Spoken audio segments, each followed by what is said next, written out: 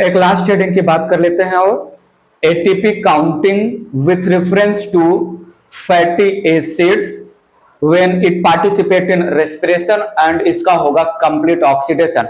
तो कोई भी पर्टिकुलर फैटी एसिड कितना नेट एटीपी या टोटल एटीपी प्रोड्यूस करेगा जब उसका as respiratory substrate complete oxidation होगा। तो यहां पर मैंने लिया heading ATP counting with reference to fatty acid. ठीक है, ज्यादा डिटेल में नहीं है, सिर्फ एटीपी काउंटिंग की ही बातें होंगी। फैटी एसिड कैसे कंप्लीट ऑक्सीडाइज होगा जो है वो हमें बात नहीं करना है, ध्यान दीजिएगा। फैटी एसिड हमने एम्फिबॉलिक पाथवे वाले हेडिंग में जो है समझा था। फैटी एसिड इसका सबसे पहला स्टेप होता है beta oxidation. Beta oxidation, beta oxidation के थ्रू फैटी एसिड ये कन्वर्ट होगा एसिटिल कोएंजाइम ए, जिसका एक मॉलिक्यूल 2 कार्बन का है। अब ये acetyl coenzyme A, no doubt आगे क्या होगा, acetyl coenzyme A Krebs cycle में जाएगा। ठीक है, और क्रेब्स साइकिल के बाद जो रिड्यूस्ड कंपाउंड बनेंगे क्रेब्स साइकिल में NADH2 और FADH2 वो ETS में पार्टिसिपेट करेंगे या ऑक्सीडेटिव फॉस्फोराइलेशन में पार्टिसिपेट करके एटीपी बनाएंगे। मेरी बात यहां पर समझिएगा, तो देखिएगा किसी भी फैटी एसिड का रेस्पिरेटरी सबस्ट्रेट के जैसा यूज होना और रेस्पिरेशन में कंप्लीट ऑक्सीडेशन हुआ तो सबसे पहले 2 एटीपी यूज होता है एक्टिवेशन के लिए। जैसे ग्लूकोज का जब ग्लाइकोलिसिस के थ्रू फर्स्ट 5 स्टेप में एक्टिवेशन फेज हुआ था, energy consuming phase, activation phase, तो 2 एटीपी यूज किया गया था। सेम किसी भी फैटी एसिड के लिए 2 एटीपी यूज किया जाता है उसको जो है प्रोसेस में एक्टिवेट करने के लिए।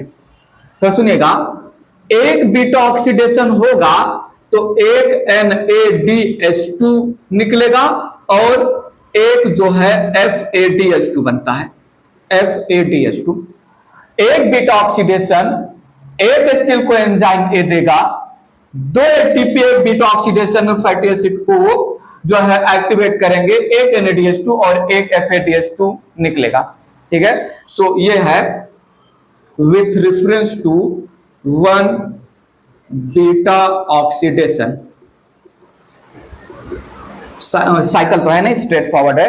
नाउ एक acetyl coenzyme A Krebs cycle में जाएगा, बताइए प्लीज, एसिटिल कोएंजाइम ए का एक मॉलिक्यूल कंप्लीटली ऑक्सीडाइज्ड हुआ क्रेब्स साइकिल के थ्रू, कितना NADH2, कितना FADH2 और कितना सबस्ट्रेट लेवल पर एटीपी बनेगा, बताओ बताओ। हाँ जी, यहां पर थोड़ा देखिएगा, यहां पर निकलेगा 3 NADH2, यहां पर निकलेगा जो है एक FADH2 और यहां पर निकलेगा एक GTP या ATP जो बाद में ATP में कन्वर्ट हो जाता है। ठीक है, नाउ नीड योर अटेंशन। एक NADH2 और एक FADH2, एक NADH2 जब ऑक्सीडेटिव फॉस्फोराइलेशन में बाद में इन्वॉल्व होगा तो एक NADH2 से 3 ATP, तो यहां पर 3 ATP मिलेगा एक NADH2 से, और एक FADH2 2 ATP देता है तो इंटू 2 हमें मिलेगा 2 ATP। ध्यान दीजिए, एक बार बीटा ऑक्सीडेशन हुआ, फैटी एसिड का ब्रेकिंग हुआ एक मॉलिक्यूल ऑफ एसिटिल कोएंजाइम ए में, तो हमें टोटल 5 ATP मिलता है एक बार के beta oxidation of fatty acid से। यहां पर क्रेब्स साइकिल में 3 NADH2 बना, एक FADH2 बना। अब ये NADH2 FADH2 बाद में ऑक्सीडेटिव फॉस्फोराइलेशन या ETS में पार्टिसिपेट करेंगे, तो इंटू 3, एक NADH2 से 3 ATP, एक FADH2 से 2 ATP, 3 जा 9, 3 NADH2 से 9 ATP और एक FADH2 से 2 ATP, और ये यहां पर एक GTP वाला ATP तो है ही, हमें टोटल 12 ATP मिलेगा। So one cycle of beta oxidation will give 5 ATP, जिसमें 2 ATP हमें यूज भी करना है, माइनस करना है कैलकुलेशन में, one molecule of acetyl coenzyme A 2 carbon का कंपाउंड है, क्रेब्स साइकिल में जाके एक बार में वो टोटल 12 एटीपी देगा। ये जो है कैलकुलेशन याद रखिएगा। हमने आपके सामने एक क्वेश्चन रखा, यहीं पर इसी के बाजू में क्वेश्चन है, अगर 20 कार्बन का फैटी एसिड 20 कार्बन का फैटी एसिड कंप्लीट ऑक्सीडाइज हुआ, 20 कार्बन का फैटी एसिड कंप्लीट ऑक्सीडाइज हुआ तो नेट एटीपी गेन कितना होगा बताइए। 20 कार्बन का बात पकड़िएगा, 20 कार्बन का यहां पर आपको मैं समझा रहा हूं, समझिएगा। यहां पर फैटी एसिड के पास 20 कार्बन है, 20 कार्बन का फैटी एसिड अगर बीटा ऑक्सीडेशन करेगा एसिटिल कोएंजाइम ए बनाएगा। फैटी एसिड के पास 20 कार्बन, एसिटिल कोएंजाइम ए के एक मॉलिक्यूल के पास 2 कार्बन, मुझे बताइए टोटल एसिटिल कोएंजाइम ए प्रोड्यूस कितना होगा। टोटल एसिटिल कोएंजाइम ए 20 कार्बन के फैटी एसिड से कितना होगा प्रोड्यूस, क्या मैं बोलूं 20/2 10 एसिटिल कोएंजाइम ए प्रोड्यूस होगा। ये इतना क्लियर है। 20 कार्बन है फैटी एसिड के पास, एक बीटा ऑक्सीडेशन हुआ, एक मॉलिक्यूल ऑफ एसिटिल कोएंजाइम ए मिलेगा। अब फैटी एसिड के पास 18 कार्बन बचे, फिर ऐसे करते करते 10 मॉलिक्यूल। और थोड़ा सुनिएगा, मैं यहां पर बोल रहा हूं जो है नंबर ऑफ बीटा ऑक्सीडेशन कितना होगा।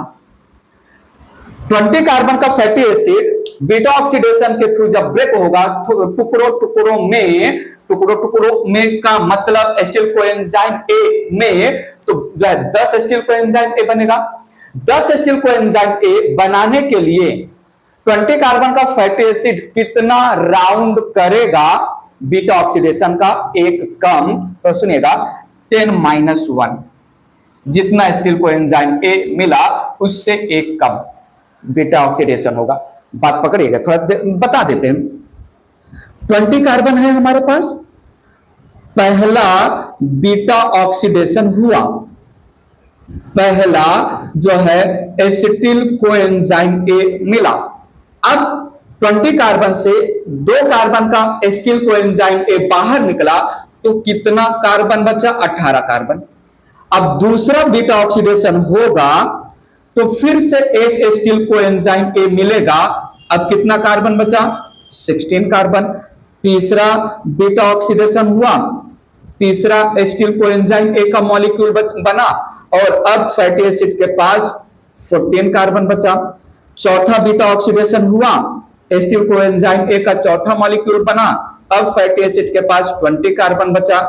पांचवा बीटा ऑक्सीडेशन हुआ, पांचवा मॉलिक्यूल ऑफ एसिटिल कोएंजाइम ए निकला, अब 10 कार्बन बचा फैटी एसिड के पास। छठा बीटा ऑक्सीडेशन हुआ, 6 नंबर ऑफ एसिटिल कोएंजाइम ए मिला, अब 8 कार्बन बचा।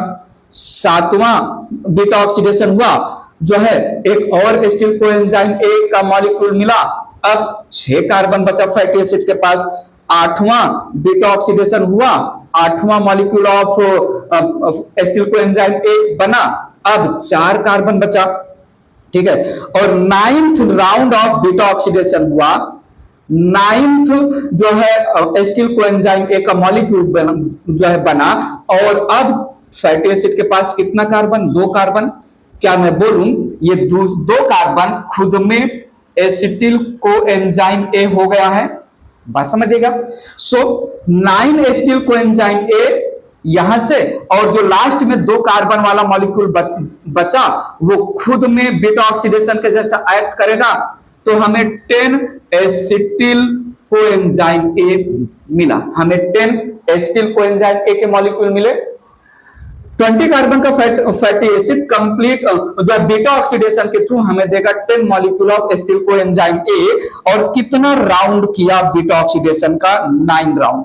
सीधी सी बात है, 9 राउंड के पास 9 एसिटिल कोएंजाइम ए, 2 कार्बन बचा वो खुद में एसिटिल कोएंजाइम ए, बात समझा। अब देखिए, अगर मैं यहां पर नेट एटीपी गेन समझें तो जितना राउंड होगा, एक राउंड होगा बीटा ऑक्सीडेशन का, दो एटीपी नेट जो है वो तो जाने दीजिए। एक राउंड होगा बीटा ऑक्सीडेशन का, एक NADH2 एक FADH2, दूसरा राउंड होगा एक NADH2 एक FADH2। तो यहां पर 9 राउंड ऑफ बीटा ऑक्सीडेशन हुआ। तो क्या मैं बोलूं 9 NADH2 और 9 FADH2 हमें मिलेगा with reference to beta oxidation, 9 NADH2 और 9 FADH2 मिला। अब 10 molecule of acetyl coenzyme A 9 times beta oxidation of fatty acid of 20 carbon के बाद जो मिला, ये 10 molecule of acetyl coenzyme A 10 cycle of Krebs cycle perform करेगा। तो 10 into 3 या 10 एसिटिल कोएंजाइम ए मिला ना, ठीक है 10 एसिटिल कोएंजाइम ए मिला, एक एसिटिल कोएंजाइम ए 3 NADH2 एक FADH2, तो 10 एसिटिल कोएंजाइम ए 10 इंटू जो है ऐसा एक में 3 मिलता है ना, तो 3 इंटू 10 NADH2 प्लस 3 इंटू जो है 1 इंटू 10 FADH2 हमें मिलेगा, 10 FADH2 मिलेगा, ठीक है। और जो है 10 GTP भी मिलेगा हमें, 10 GTP भी मिलेगा। तो काउंट कर लेंगे 9 NADH2 9 into 3 plus 9 FADH2 9 into 2 plus जो है यहां पर 30 NADH2 बनेगा, 30 इंटू 3 कितना हो जाएगा 30 इंटू 3 प्लस 10 FADH2 मिलेगा। तो 10 FADH2 1 से 2, तो 10 इंटू 2 ATP और प्लस 10 GTP, इतना ATP मिलने वाला है। ध्यान दीजिए ये हो जाएगा 9 3 जा 27 प्लस 9 2 जा 18 प्लस 3 3 जा 90 प्लस ये हो जाएगा 10 2 जा 20 प्लस ये 10। ध्यान दीजिएगा यहां पर ये 27 प्लस 18 प्लस 9 2 11 12 120 हो गया ये। अब कैलकुलेट करिए प्लीज, 27 8 7 15 ये हो जाएगा 5 और 2 1 3 2 5 और 1 6 और एक रहेगा 165 165 टोटल एटीपी मिला, -2 एटीपी एक्टिवेशन के लिए लिया था, तो 163 नेट एटीपी मिला हमें। ये हमने तोड़ के आपको बताया अच्छे से। नेट एटीपी में एक राउंड ऑफ बीटा ऑक्सीडेशन, एक NADH2 एक FADH2, तो 9 round of beta oxidation, 9 NADH2 9 FADH2, 10 acetyl coenzyme ए मिला, 10 एसिटिल कोएंजाइम ए पार्टिसिपेट करेगा 10 क्रेब्स साइकिल। एक क्रेब्स साइकिल में 3 NADH2, तो 3 इंटू 10 NADH2, एक क्रेब्स साइकिल में जो है एक FADH2, तो 10 साइकिल हो रहा है, तो 10 FADH2 ही मिलेगा। और हमें जो है एक क्रेब्स साइकिल में एक GTP मिलता है, तो 10 क्रेब्स साइकिल में 10 GTP मिलेगा। बात समझिएगा। अब 9 NADH2 है, एक NADH2 से 3 ATP, तो 9 इंटू 3 कर दिया। 9 FADH2 है, एक FADH2 से 2 ATP, तो 9 इंटू 2 कर दिया। 10 इंटू 3 30 NADH2 हमें मिलेगा। 10 एसिटिल कोएंजाइम ए जब क्रेब्स साइकिल में पार्टिसिपेट करेंगे तो 30 एटीपी NADH2 मिलेगा। 30 एक NADH2 से 3, तो 30 इंटू 3 और 10 FADH2 एक FADH2 से 2 एटीपी, 10 इंटू 2 और प्लस 10 GTP हमने कैलकुलेट कर लिया। 165 टोटल माइनस 2 एक्टिवेशन के लिए जो यूज किया 163 एटीपी। बात क्लियर है? ठीक है, तो ये था थोड़ा detail of the counting of ATP, net ATP. इसी को थोड़ा और अलग लैंग्वेज में रख रहा हूं, बात समझिएगा, थोड़ा ध्यान दीजिएगा। सिंपल कर रहा हूं कैलकुलेशन को। 20 कार्बन का फैटी एसिड है और हमें पूछा गया है नेट एटीपी। नेट एटीपी बात पकड़िएगा। एक बीटा ऑक्सीडेशन होता है, एक बीटा ऑक्सीडेशन होता है तो हमें एक NADH2 प्लस एक FADH2 मिलता है। एक NADH2 से 3 ATP, एक FADH2 से 2 ATP हमें 5 एटीपी एक बीटा ऑक्सीडेशन से मिलेगा। आइए थोड़ा सुनिएगा। एक बार क्रेब्स साइकिल हुआ तो हमें 3 NADH2 प्लस जो है एक FADH2 प्लस एक GTP या ATP मिलता है। 3 इंटू 3, एक NADH2 से 3, तो 3 into 3 is equal to 9 ATP मिलेगा 3 NADH2 से, प्लस एक FADH2 से 2, और ये एक है ही, हमें टोटल 12 ATP मिलता है एक क्रेब्स साइकिल से। बात समझिएगा। तो क्या मैं फॉर्मूला बना लूं नेट एटीपी गेन का formula R into 5 plus C into 12, R into 5 plus C into 12 minus 2 ATP जो हमने एक्टिवेशन में यूज किया। यहां पर R है नंबर ऑफ बीटा ऑक्सीडेशन और C है number of acetyl coenzyme A। सबसे पहले हम C निकालेंगे।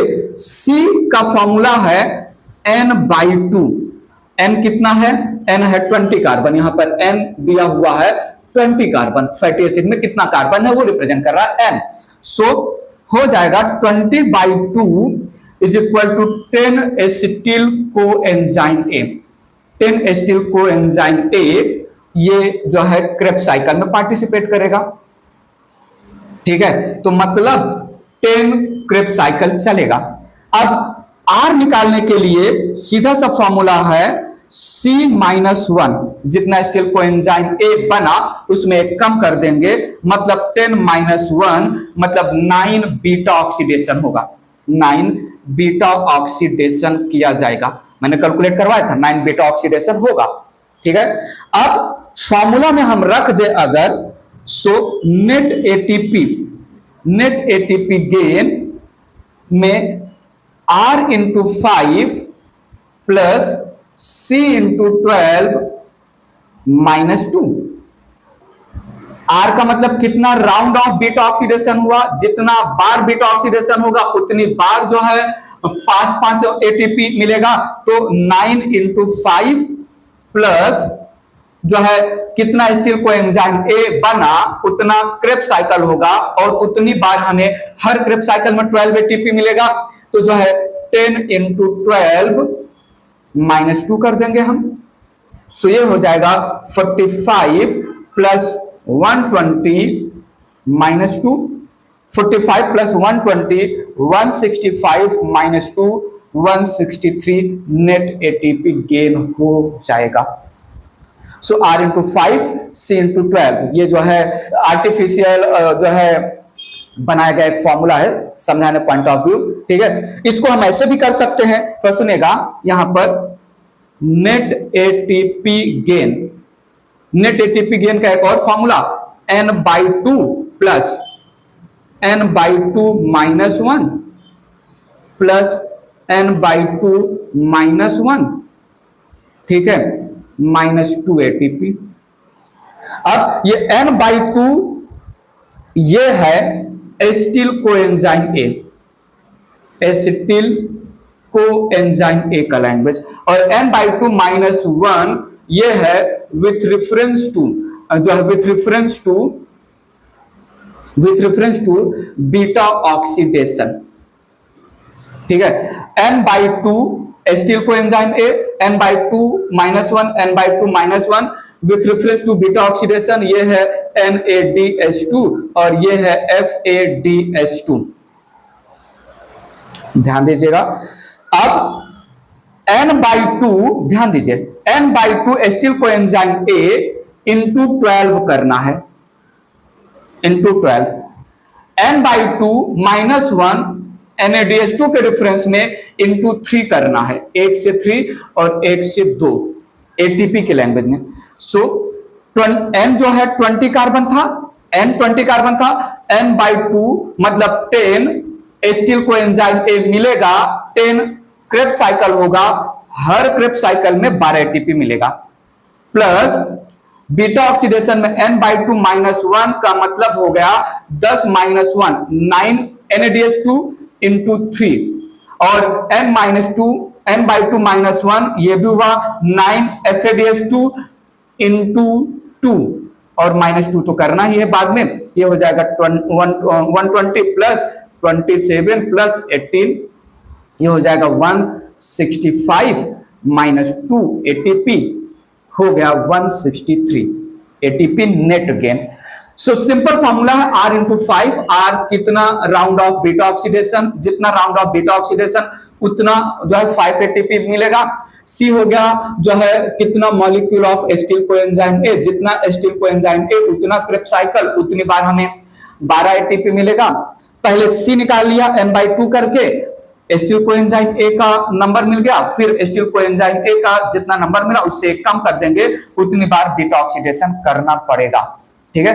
और ये n/2 सीधा कर दो, n/2 into 12 acetyl coenzyme A के लैंग्वेज में, n/2 -1 into 3 NaDH2 के लैंग्वेज में, n/2 -1 FADH2 के लैंग्वेज में, -2। क्वेश्चन तो देखिएगा वो नेट एटीपी पूछ रहा है या टोटल एटीपी।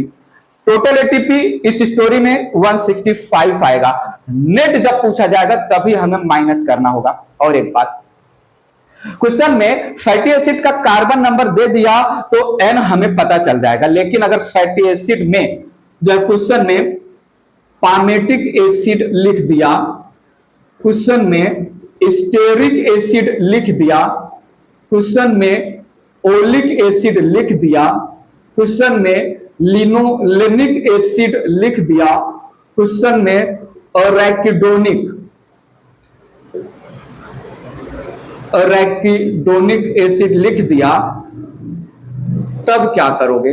एक फैटी एसिड है पामेटिक एसिड, अगर ये कंप्लीट ऑक्सीडाइज हुआ तो टोटल एटीपी बिना माइनस किए, नेट एटीपी 2 एटीपी को माइनस करके बताइए। तो यहां पर आपको कार्बन का नंबर याद रखना पड़ेगा, इसके पास 16 कार्बन, बाकी के पास 18 और 18 कार्बन, लास्ट वाले के पास 20 कार्बन। यह आपको बायोमॉलिक्यूल के फैटी एसिड वाले टॉपिक में दिख जाएगा, ठीक है। तो ऐसे में हम ये सब फैटी एसिड है, इनके लैंग्वेज में पूछा गया या डायरेक्ट नंबर, बात क्लियर है। फैटी एसिड का एटीपी काउंटिंग नेट और टोटल दोनों के लैंग्वेज में।